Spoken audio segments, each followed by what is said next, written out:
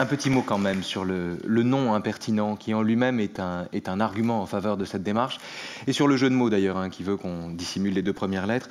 Être impertinent, c'est être pertinent. Pourquoi? C'est parce que c'est être inactuel. Être inactuel, ça n'est pas tourner le dos à l'actualité, c'est, comme le dit Nietzsche, s'élever au-dessus de la déficience du présent. Pour vous donner un exemple, quand il y a eu la crise financière il y a 2 ans, tous les journaux titraient sur « Relisez Marx ». Relire est sublime, évidemment. Relisez Marx. Bon, et évidemment, un mois plus tard, quand la crise n'était non pas passée, mais plus d'actu, Marx était redevenu caduc et renvoyé au mur de Berlin. Tout ça pour vous dire que s'élever au-dessus de la déficience du présent ou faire de la philosophie, ça n'est pas tourner le dos à l'actualité, c'est remplacer d'une certaine manière l'actualité par le présent. C'est-à-dire c'est se préoccuper par exemple de l'alternance plus que de la question de savoir qui sera le prochain président de la République. C'est poser des questions qui demeurent en vérité et qui ont ce grand mérite d'être insolubles et de ne pas être en tout cas solubles dans la réponse provisoire qu'on lui trouve. Tout ça pour vous dire que ce que je vais vous dire maintenant n'est qu'apparemment sans lien avec l'actualité.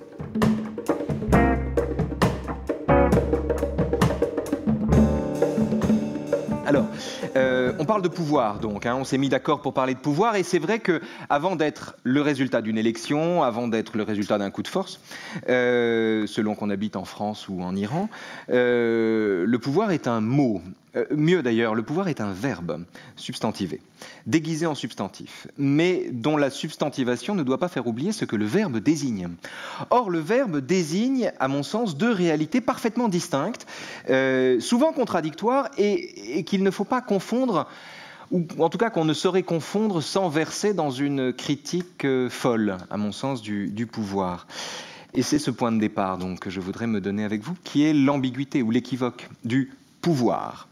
Du fait de pouvoir. Que signifie le fait de dire « je peux » ou bien « il est en mon pouvoir de faire ceci ou de faire cela ».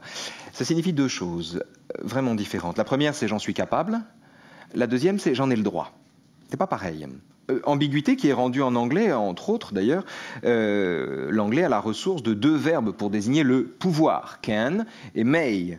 May I, c'est puis-je, m'y autorisez-vous, may I smoke, may I kiss you, may I touch it. Bon, en revanche, can I, c'est en suis-je capable, y arriverai-je, yes we can. Si Obama s'était donné yes we may comme slogan, il y a fort à parier que John McCain serait aujourd'hui le 44e président des États-Unis. Alors, cette différence a l'air anecdotique comme ça ou évidente, mais je crois qu'il est essentiel d'insister dessus, et c'est l'essentiel de mon propos d'ailleurs, d'insister sur la différence entre le pouvoir comme puissance d'agir et le pouvoir comme simple levée d'une interdiction.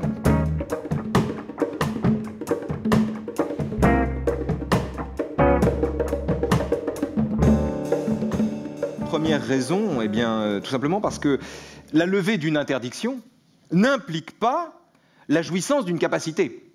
Vous êtes tous autorisés à courir le 100 mètres en 9 secondes, ou 9 secondes et des poussières, comme notre camarade là. Magnifique.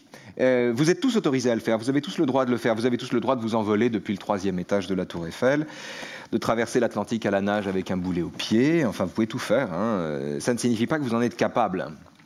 Mieux, ou pire, la levée d'une interdiction, et c'est là que ça devient intéressant, diminue souvent une capacité qui trouve, dans la présence d'un obstacle, une raison de s'exercer.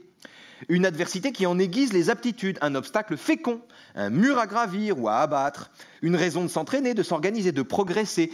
Si vous supprimez l'obstacle en lui substituant l'autorisation, vous enlevez du même coup au détenteur d'une capacité les raisons d'étendre et de développer cette capacité. Les exemples sont innombrables. On peut aller du plus délicat au plus scabreux. Avez-vous remarqué combien il est, de manière générale, difficile de s'aimer quand rien ne nous en empêche ? Si Roméo et Juliette n'étaient pas issus de familles mortellement ennemies, s'aimeraient-ils autant? La question mérite d'être posée. De façon générale, combien de nos désirs, combien de nos motivations sont littéralement dictés, ou en tout cas aiguisés par l'interdit qui les frappe? que cet interdit soit arbitraire ou non. Quelle est la part de revanche sociale qui entre dans l'amour qu'une intouchable porte à un brahmane? Quel est le rôle considérable que jouent les lois américaines contre la sodomie dans le développement salutaire d'une pratique sexuelle qui, outre les délices qu'elle procure, apprend à ses adeptes que la nature n'est pas normative?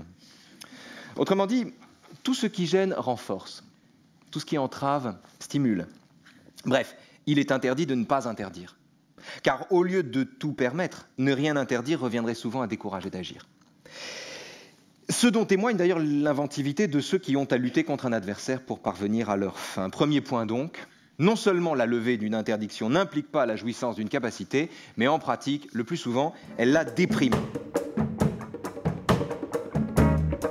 La deuxième raison, me semble-t-il, pour laquelle il est essentiel de maintenir cette différence entre l'autorisation et la capacité, c'est que, on l'a vu, confondre les deux sens de pouvoir revient à faire comme si la levée des interdits devait automatiquement entraîner une puissance d'agir du corps, comme si c'est une phrase de Clément Rosset dans un livre magnifique qui s'appelle « Le philosophe et les sortilèges », comme si la répression d'une pulsion impliquait à être levée l'existence et la force de cette pulsion même. En termes politiques, c'est ce qu'on appelle la démagogie. Quelle meilleure façon de flatter les gens? Quelle meilleure façon de mentir que de faire croire qu'en leur donnant un droit supplémentaire, on va leur attribuer par là même une puissance supérieure? Quelle meilleure façon de caresser ceux à qui l'on ment que de leur faire croire que tout ce dont ils ne sont pas capables leur échappe uniquement parce que ça leur est interdit?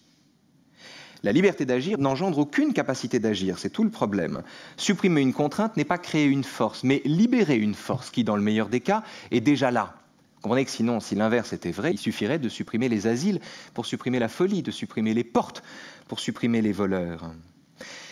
Le meilleur exemple de ce que je vous dis ici se trouve chez La Fontaine. La laitière et le pot au lait. Perrette. Vous connaissez tous ça. En général, quand on connaît ce texte, on ne sait pas ce qu'on sait. Voici le texte, donc, La Fontaine.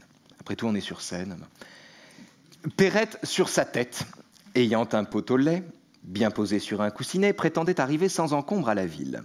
Légère et court-vêtue, elle allait à grands pas, ayant mis ce jour-là, pour être plus agile, cotillon simple et souliers plats.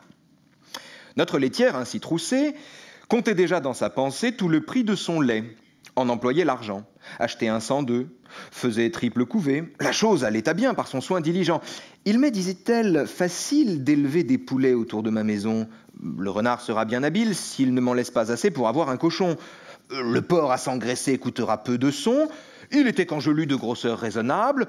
J'aurai le revendant de l'argent bel et bon. Et qui m'empêchera de mettre en notre étable, vu le prix dont il est, une vache et son veau que je verrai sauter au milieu du troupeau? Perrette, là-dessus, saute aussi, transportée. Le lait tombe. Adieu vache, veau, cochon, couvé. La dame de ses biens, quittant d'un œil mari sa fortune ainsi répandue, va s'excuser à son mari, en grand danger d'être battue. Le récit en farce fut fait, on l'appela le pot au lait. Quel esprit ne bat la campagne? Qui ne fait châteaux en Espagne? Picrocole, Pyrrhus, la laitière, enfin tous, autant les sages que les fous. Chacun songe en veillant, il n'est rien de plus doux. Une flatteuse erreur emporte alors nos âmes. Tout le bien du monde est à nous, tous les honneurs, toutes les femmes. Quand je suis seul, je fais au plus brave un défi. Je m'écarte, je vais détrôner le Sophie. On m'élit roi, mon peuple même. Les diadèmes vont sur ma tête pleuvant. Quelque accident fait-il que je rentre en moi-même? Je suis Gros-Jean comme devant. Que signifie ce texte? Que je ne prétends pas en épuiser toutes les significations, naturellement, c'est une question rhétorique. Que nous apprend-il? Il nous apprend, je crois, d'abord essentiellement les désillusions qui accompagnent la métamorphose de l'autorisation en capacité. Qui m'empêchera de vendre mon lait? Personne. Donc je serai reine du monde. Il est essentiel, je crois, et je suis ici pas à pas l'analyse de Clément Rosset dans Le philosophe et les sortilèges. Grand livre. Comme tous les livres de Clément Rosset, je fais une petite parenthèse ici pour vous dire que, à mon sens, et à mon humble avis, Clément Rosset est le plus grand philosophe vivant aujourd'hui, et il est aussi grand que méconnu. Ce qui tombe assez bien d'ailleurs, ça évite beaucoup d'incompréhension.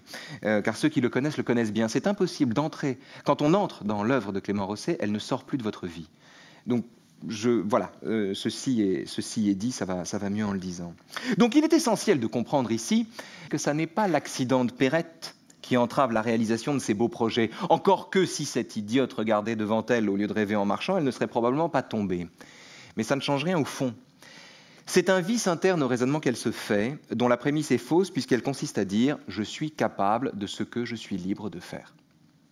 C'est ça le problème de Perrette. C'est ça le nôtre en fait. Je suis ce qu'on ne m'empêche pas d'être. J'ai ce qu'on ne m'interdit pas d'avoir. C'est un peu comme les chiffres de la sécurité routière, vous savez, d'une année sur l'autre. Quand, par exemple, en août 2010, il y a eu 383 morts sur les routes. En août 2011, il y en a eu 368. Conclusion des journaux, 15 vies sauvées. Mais qui sont ces 15 rescapés? Qui sont ces 15 élus? Où sont-ils? Quand on sauve quelqu'un, on veut l'entendre, on l'invite à la radio, on veut avoir son témoignage. Eh ben non, là, non. Et pourquoi? Parce que ce sont des fantômes, ces vies sauvées. De la même manière qu'ils sont aussi fantomatiques que la métamorphose illusoire de l'autorisation en capacité.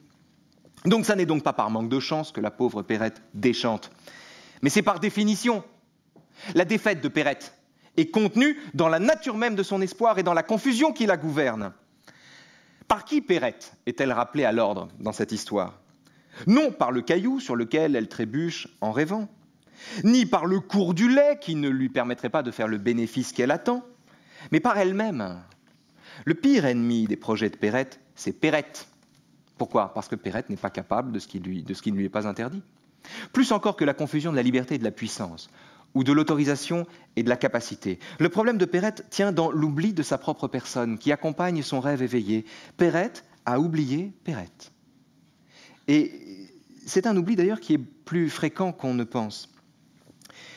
Je vous donne un exemple. Peut-être certains d'entre vous ont-ils lu cette nouvelle magnifique de Tolstoï qui s'appelle « La mort d'Ivan Ilitch ».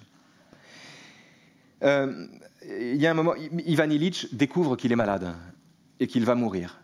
Et en vérité, nous savons tous que nous allons mourir, mais nous n'y croyons pas. Nous faisons comme si ce n'était pas vrai. Et l'une des manières que nous avons de ne pas croire au fait que nous allons mourir, c'est de dire « tous les hommes sont mortels ». Tous les hommes sont mortels. Oui, mais d'accord, ok, mais moi je ne suis pas tous les hommes. Hein. Alors, dans le texte de Tolstoï, il est écrit ceci, étonnant. Au fond de son âme, Ivan Ilitch savait qu'il était en train de mourir. Mais non seulement il ne pouvait s'habituer à cette idée, mais il ne la comprenait pas. Il ne pouvait simplement pas du tout la comprendre. L'exemple de syllogisme qu'il avait appris, Caius est un homme, tous les hommes sont mortels, donc Caius est mortel, lui avait paru juste dans sa vie passée. Seulement par rapport à Caius, jamais par rapport à lui. Ce Caius était un homme, et un homme en général, c'était parfaitement juste. Mais lui n'était pas Caius, et pas un homme en général. Il avait toujours été un être tout à fait différent de tous les autres. Il était Vania avec sa maman, son papa, avec Mitya, Volodia, avec ses jouets, avec le cocher, la bonne, puis avec Katinka, avec toutes les joies, les chagrins, les fiertés de l'enfance, de l'adolescence, de la jeunesse. Est-ce que Caius connaissait l'odeur de ce ballon de cuir à rayures que Vania aimait tant ? Est-ce que Caius baisait la main de sa mère? Est-ce pour Caius que la jupe plissée en soie de sa mère froufroutait de cette façon? Est-ce lui qui avait protesté à l'école de droit à propos de petits pâtés? Est-ce que Caius avait été amoureux comme lui? Est-ce que Caius avait présidé comme lui une séance? Évidemment, non, mais ça ne veut pas dire qu'il ne va pas mourir. Le scandale de la découverte d'Ivan Ilitch vient du fait que pendant un instant, ou plus exactement pendant toute la vie, et nous en sommes tous là, il a oublié qu'il était concerné par ce qu'il sait, à savoir qu'il va mourir. Nous savons tous que nous allons mourir, encore nous reste-t-il à en prendre conscience. La meilleure preuve qu'on n'en prend pas conscience, c'est qu'on peut accompagner l'agonie de quelqu'un et être stupéfait le jour de sa mort. Et qu'à cet égard, nous avons tous tendance à nous oublier là-dedans. Autre stratégie d'esquive, et je clôt cette parenthèse funèbre, quand vous allez à l'enterrement de quelqu'un, en général, la parole d'usage, c'est de dire « il est mort, le pauvre », comme s'il lui arrivait un truc épouvantable dont nous serions miraculeusement exemptés. D'ailleurs, combien d'hommes seraient dissuadés de se suicider si une âme charitable venait opportunément leur rappeler qu'ils ne seront pas présents à leurs obsèques, qu'ils ne seront pas les témoins de leur enterrement, et que le rêve éveillé qu'ils font de tous ces gens qui pleurent, ou de celle-là, la méchante, qui a enfin du chagrin, etc., etc., tout le rêve éveillé des individus qui pleurent devant leur tombe, eh bien, c'est un rêve, ils ne le verront pas.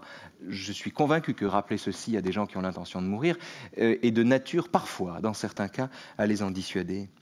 L'homme qui rêve de ses propres obsèques a tendance à oublier qu'il n'en sera pas le spectateur, mais la victime. On est comme Perrette, on s'oublie. Alors, troisième point, dans le syndrome de Perrette, il me semble qu'on retrouve paradoxalement la même erreur, l'erreur de Perrette, chez ceux qui, au lieu de s'oublier eux-mêmes, font exactement l'inverse et ramènent à eux-mêmes un problème plus vaste qu'eux-mêmes. plus contemporain que Le Pot au lait, vous avez peut-être vu Mafia Blues, ce film avec De Niro et Billy Crystal. Excellent film, où De Niro joue un mafieux formidable qui a des états d'âme, des petits problèmes d'impuissance, et va consulter un médecin pour la tête, comme ils disent. Ce que les adversaires de De Niro, évidemment, ne doivent pas savoir, parce que si on apprend que lui va consulter un médecin pour la tête, ça veut dire qu'il est en situation de faiblesse, et que par conséquent, ses amis pourront ensuite prendre le pouvoir. Il y a une scène dans laquelle Billy Crystal, donc l'analyste, lui explique le complexe d'Oedipe. Et réponse de Niro, en anglais, hein, Are you telling me I want to fuck my mother? Did you see my mother? Et quelques jours plus tard, il le rappelle en lui disant motherfucker. Hein, I can't talk to my mother now.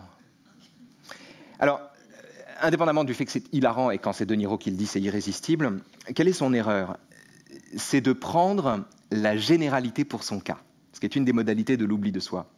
C'est exactement la même chose que de confondre l'autorisation et la capacité. Hein. C'est exactement la même chose. Ce qui m'est permis, de façon générale, eh bien j'en deviens miraculeusement capable. C'est exactement le même syndrome. Il n'y a aucune différence entre celui qui tient pour faisable ce qu'on ne lui interdit pas et celui qui prend uniquement pour lui-même la généralité dont il n'est qu'un exemple. L'autre syndrome de Perrette, enfin l'autre cas de figure où l'on retrouve le syndrome de Perrette, c'est par exemple les théoriciens du complot. Cette façon qu'ont les théoriciens du complot d'inverser la charge de la preuve. Prouvez-moi, demande Thierry Messant, que l'armée américaine n'a pas ordonné d'attaquer le Pentagone. Allez. Prouvez-moi, demande un autre dingue, que les Juifs ne sont pas à l'origine de l'effondrement des tours. Allez, débrouillez-vous. Autrement dit, prouvez-moi que j'ai tort. Prouvez-moi le contraire de ce que j'ai envie de croire, car en toute logique, ce dont vous ne me prouvez pas le contraire, je le tiens pour vrai. Autre exemple du syndrome de Perrette, la loterie nationale. L'ex-slogan génial de la loterie nationale. Souvenez-vous, 100% des gagnants auront tenté leur chance. C'est génial. Ça, c'est du grand art. T'as vraiment, de temps en temps, la pub, qui est un art mineur, s'élève vraiment... Bon, c'est Séguéla qui dit la pub est un art mineur. Hein. 100% des gagnants ont tenté leur chance.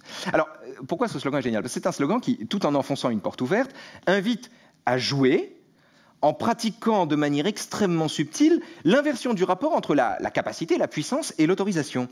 Il ne s'agit plus de dire, pour gagner, il faut jouer, mais de dire, si vous ne jouez pas, vous ne gagnerez pas. À coup sûr. Ce qui n'est pas tout à fait pareil. La nuance est subtile. Ça a l'air d'une tautologie, mais ça ne l'est pas, en fait. Dans le premier cas, l'autorisation de jouer est présentée à juste titre comme la condition nécessaire et, c'est moins qu'on puisse dire, non suffisante du fait de gagner. Dans le second cas, le fait de gagner est vendu indûment comme une conséquence directe du fait d'avoir joué.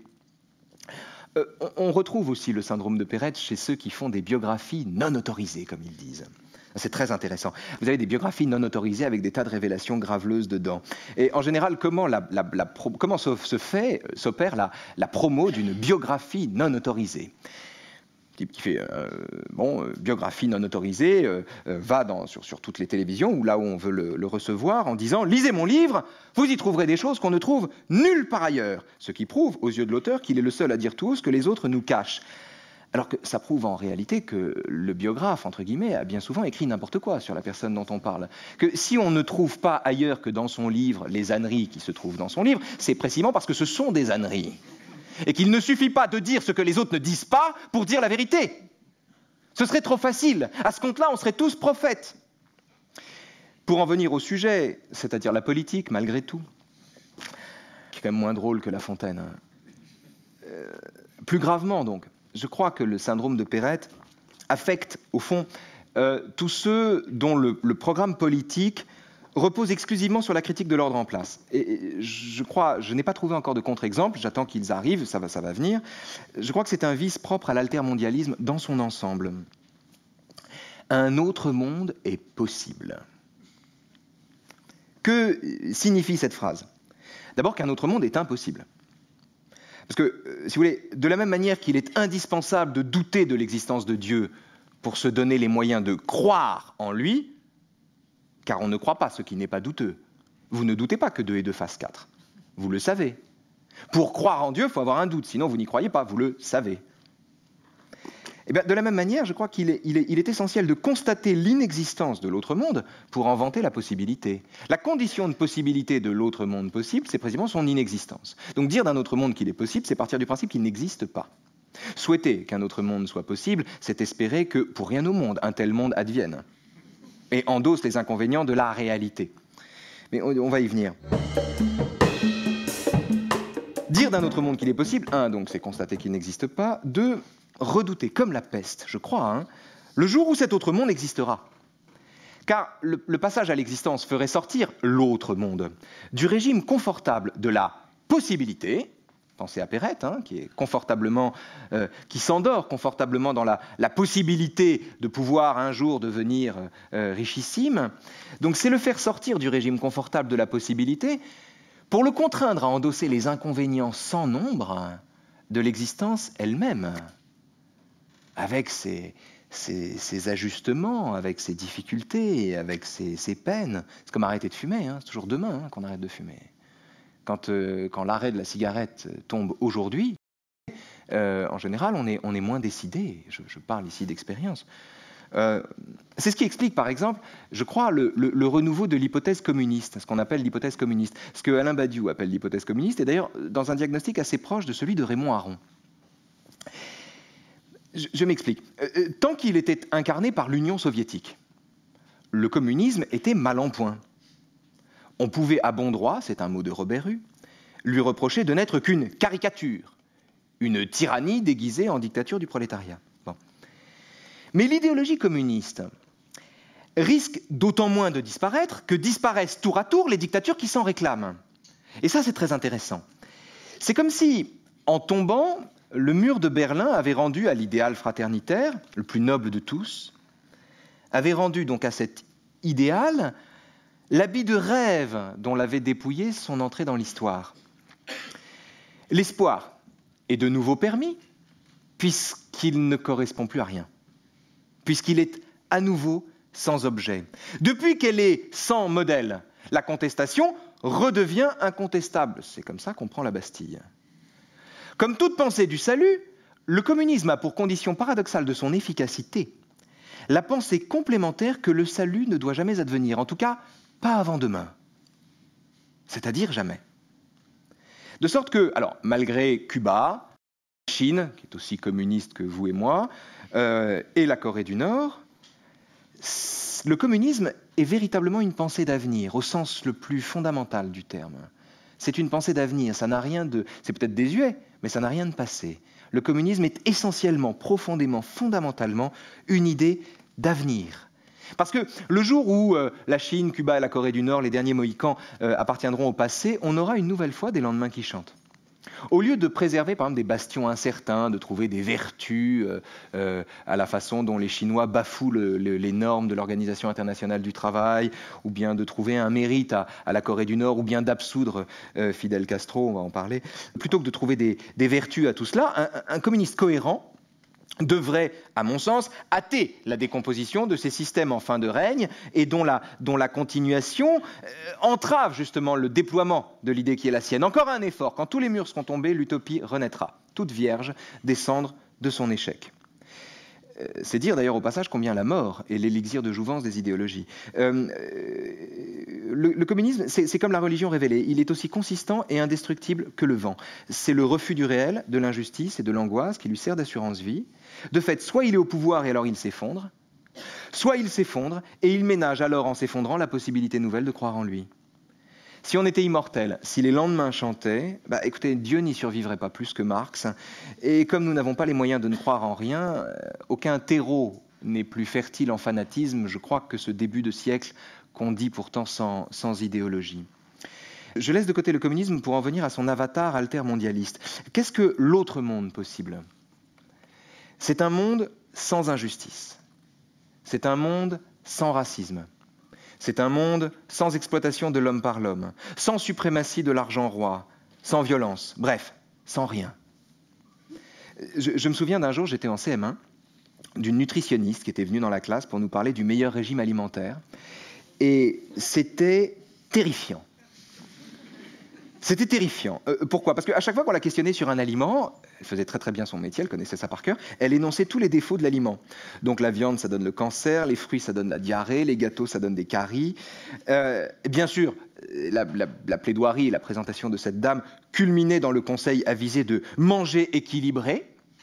Mais vous voyez qu'elle avait tellement décrié chaque aliment, elle avait tellement vomi sur chaque aliment, si vous voulez, enfin, on n'avait plus qu'une envie en quittant la classe, hein, c'était de jeûner.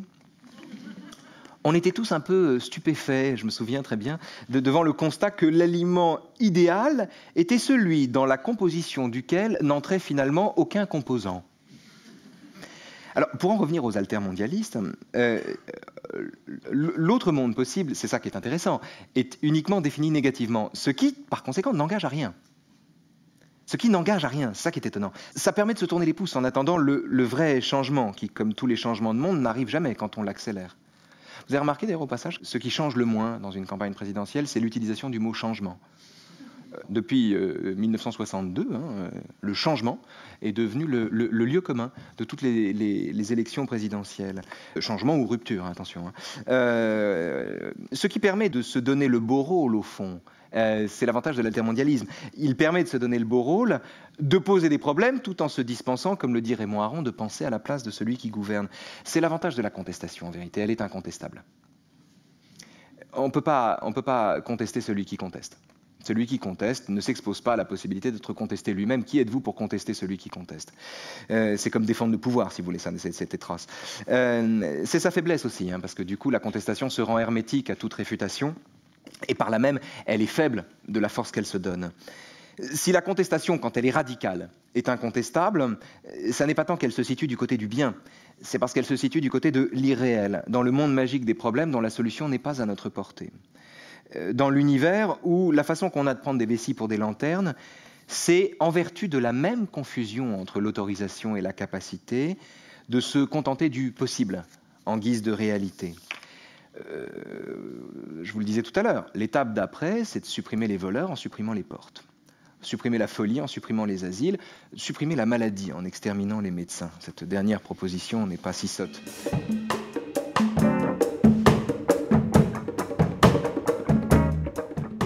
Ce qui est étonnant, cela dit, c'est que cette confusion de l'autorisation et de la possibilité qui, à l'échelle de l'individu, produit des catastrophes, des cruches brisées, correspond, je crois, au contraire à une véritable nécessité, voire à une leçon de sagesse quand il s'agit d'évoquer l'exercice politique du pouvoir proprement dit, et en particulier du pouvoir illégitime. J'entends par pouvoir illégitime un pouvoir dont les gouvernants ne sont pas élus et ont par conséquent impérativement besoin, pour exercer le pouvoir, d'avoir la gueule de l'emploi. Prenez par exemple Fidel Castro. Fidel Castro est ici à l'hôpital, il vient de subir une opération très, très lourde qui, ça n'est pas un secret d'ailleurs, consistait dans la pose d'un anus artificiel. Ce qui jette une lumière tout à fait nouvelle d'ailleurs sur le dernier chapitre des Essais de Montaigne, savez-vous, souvenez-vous, si haut qu'un roi soit assis, n'est jamais assis que sur son cul.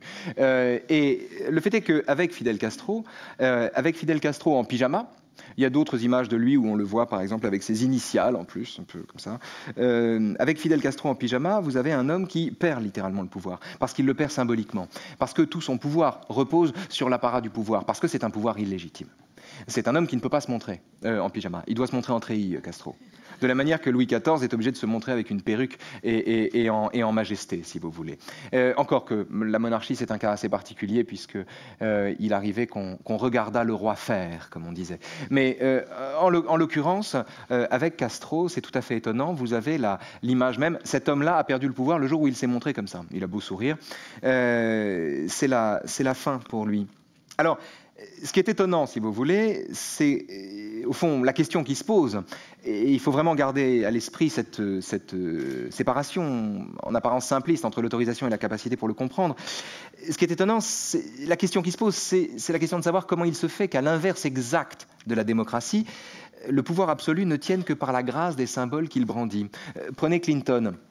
Donc, vous avez Clinton en short, saillant. C'est quand même mystérieux de penser que cet homme-là a couru tous les jours de sa vie. Mais peu importe, si vous voulez, Clinton ne perd pas de points quand il se montre en short. Il en gagne. Tel président de la République française lui-même a gagné des points en 2007 quand il a escaladé les marches du perron de l'Élysée en short. Pourquoi? Quelle est la différence? Eh bien, c'est très simple. Quand on bouge les urnes, la réalité du pouvoir et les signes extérieurs du pouvoir ne sont plus qu'une seule et même chose.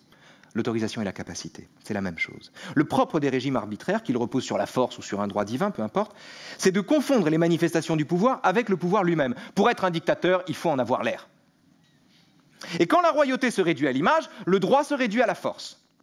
Souvenez-vous, traité de la servitude volontaire, la Boétie écrit ça à 16 ans. Comment se peut-il que tant d'hommes, tant de bourgs, tant de villes, tant de nations supportent quelquefois un tyran seul, qui n'a de puissance que celle qu'il lui donne, qui n'a pouvoir de leur nuire qu'autant qu'ils veulent bien l'endurer, et qui ne pourrait leur faire aucun mal s'ils n'aimaient mieux tout souffrir de lui que de le contredire? Question qui s'est posée récemment dans le monde arabe. Réponse.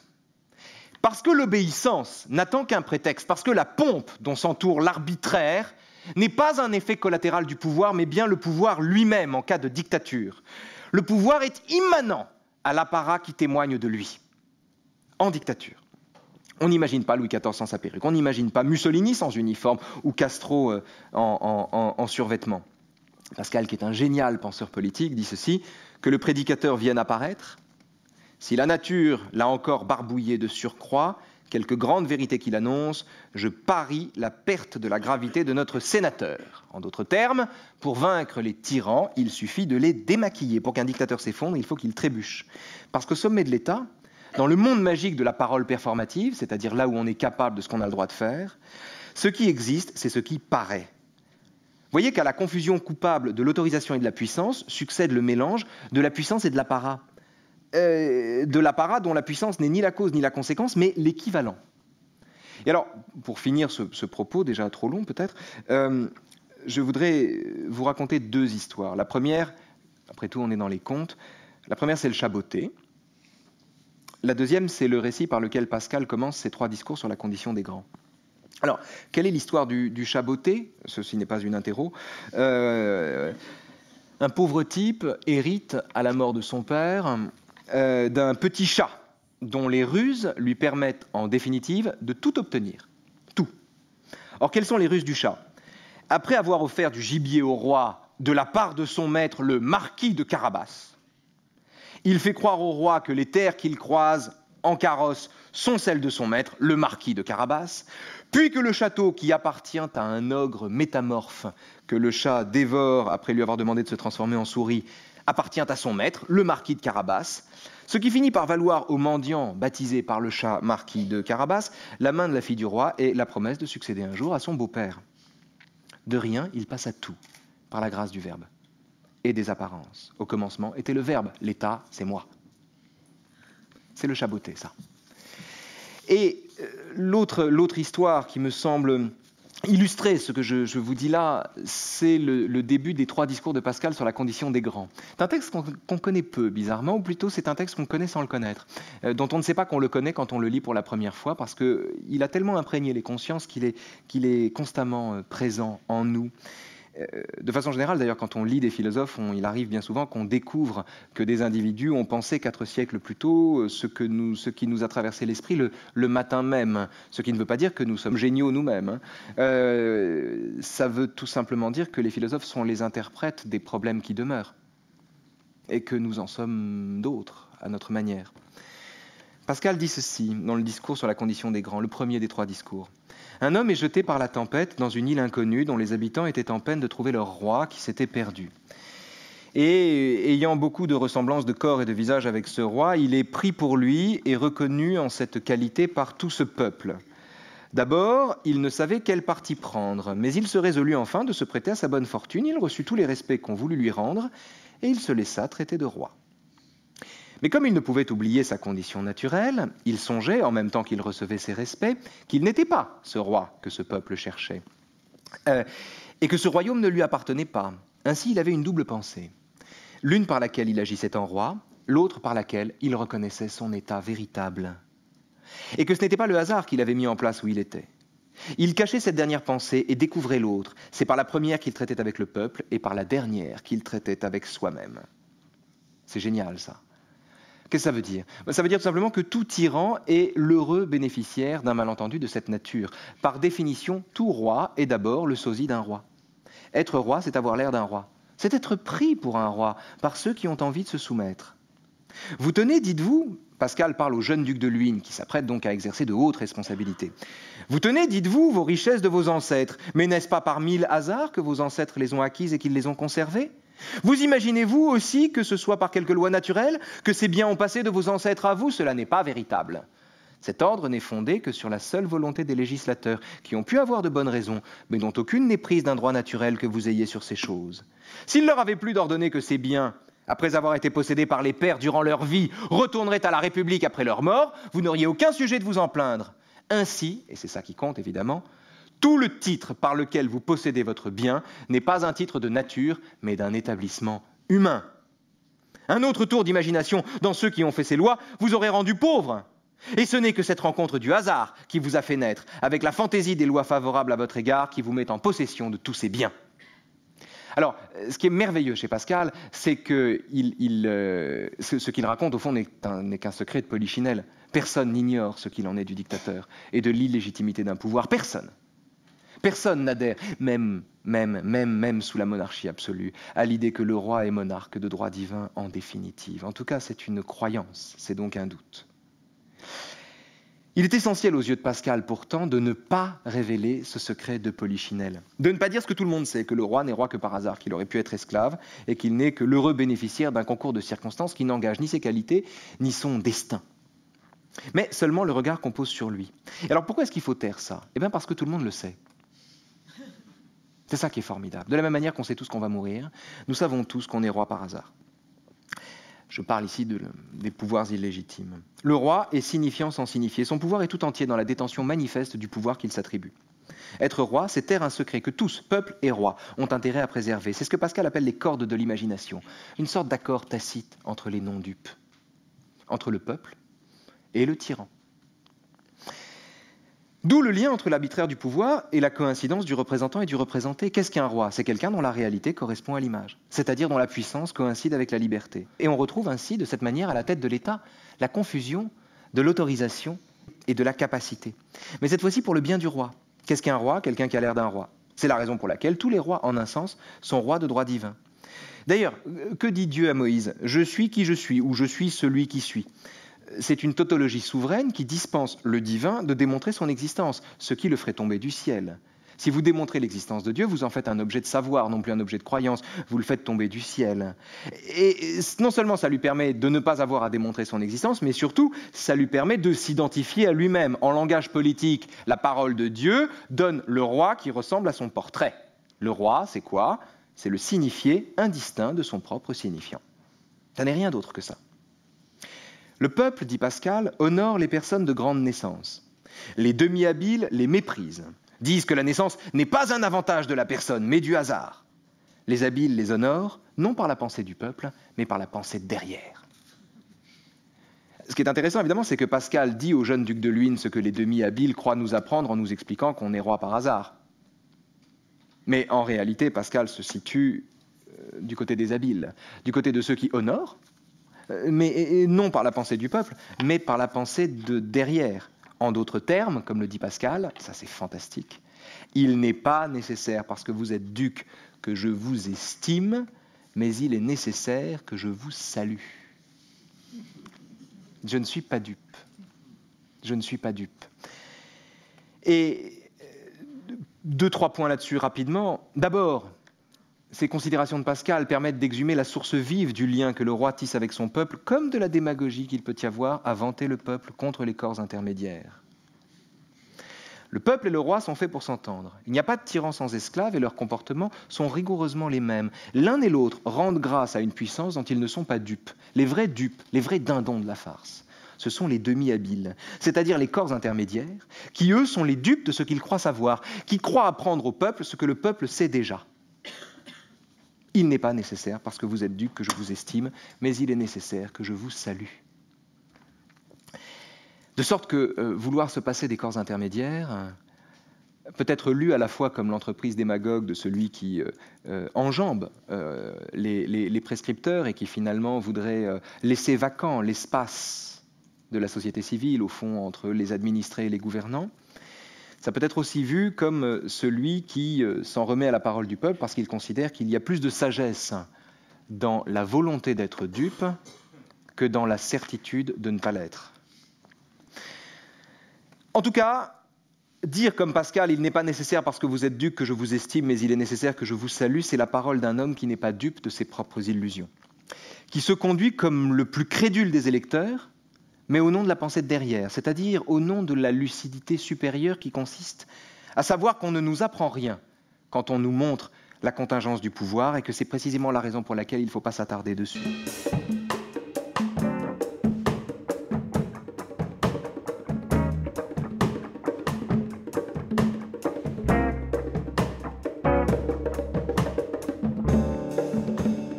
Deux remarques ultimes pour finir ce propos. D'abord, une recommandation. Plutôt la compagnie des démystificateurs que celle des donneurs de leçons.